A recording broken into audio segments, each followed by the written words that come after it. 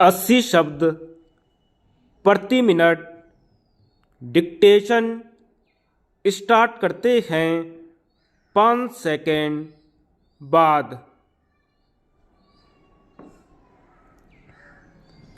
अध्यक्ष महोदय, मानव संसाधन विकास मंत्रालय की मांगों के संबंध में बोलने के लिए मैं खड़ा हुआ हूँ।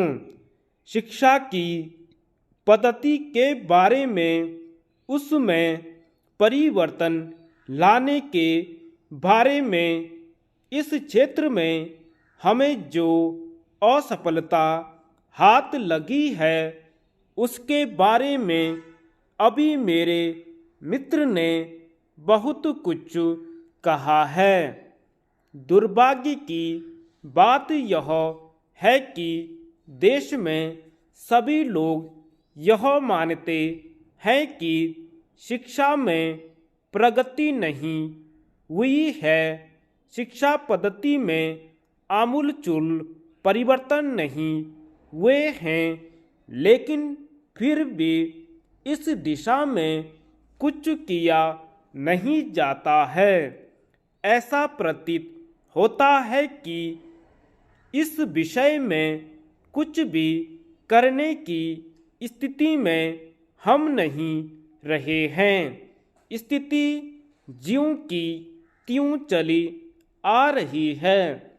इतना होने पर भी शिक्षा की मद पर होने वाला जो खर्च है और जो उसके लिए धनराशि आवंटित की गई है वह भी बहुत थोड़ी है। लेकिन उस पर न जाकर मैं आपका ध्यान इस ओर दिलाना चाहता हूँ कि मर्ज बढ़ता गया ज्यों-ज्यों दवा की वाली कहावत ही आज चरितार्थ हो रही है। जितने ज़्यादा आयोग और समितियां बैठी और जितनी ज़्यादा शिक्षा पद्धति के बारे में छानबीन की गई, उतनी ही ज़्यादा बीमारी बढ़ती गई। बीमारी का इलाज न होकर और भी खराबियां पैदा होती गई। अभी मेरे मित्र ने माननीय मंत्री का ध्यान एक रिपोर्ट की तरफ दिलाया था। इस तरह की बहुत सी रिपोर्टें हैं। अभी सदस्य महोदय भी एक रिपोर्ट का जिक्र कर रहे थे। रिपोर्ट तो बहुत सी प्रस्तुत हुई है, लेकिन मंत्रालय ने उस पर कभी कार्यान्वयन करने की दिशा में कोई कदम नहीं उठाया। अपनी इस हालत को उन्होंने इसी सदन में स्वयं स्वीकार किया है।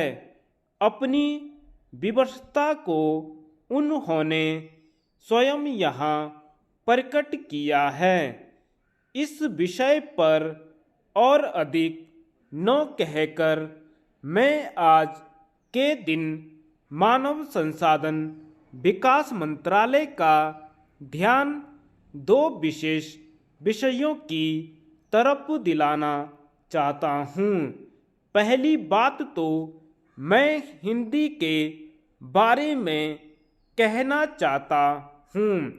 मंत्रालय का काम हिंदी का प्रसार और प्रचार करना है। हिंदी हमारे देश की राष्ट्रभाषा है।